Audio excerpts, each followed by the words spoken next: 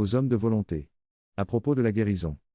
Bien que la spiritualité essentielle propose que l'homme de spiritualité apprenne à se tenir dans un sentiment intérieur de bien-être, même au sein d'un organisme connaissant des états difficiles.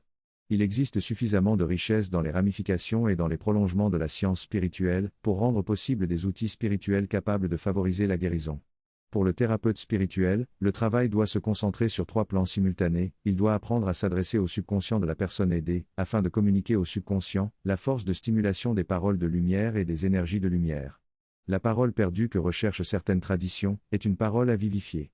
C'est la force de la parole qui est tissée des vibrations fortifiées de l'esprit et du cœur du thérapeute spirituel lui-même.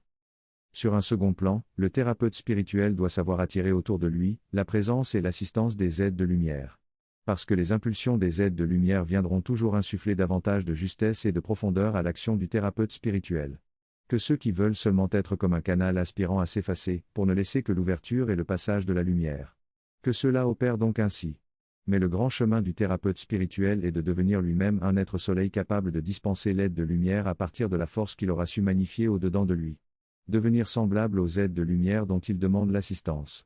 Et sur un troisième plan, le thérapeute spirituel doit constamment travailler sa capacité à toucher la matrice énergétique des personnes qu'il aide, parce que la frontière entre une aide importante et la suscitation d'un miracle se trouve dans le développement de la capacité de reprogrammer réellement les liens matériels entre la matrice énergétique, toujours saine, et les éléments dysfonctionnels de l'organisme ou de l'émotionnel. Tant que le troisième plan ne sera pas maîtrisé, la guérison dépendra toujours ultimement du bon vouloir de l'énergie naturelle. Et ne viendra pas se lever docilement dans la main du thérapeute.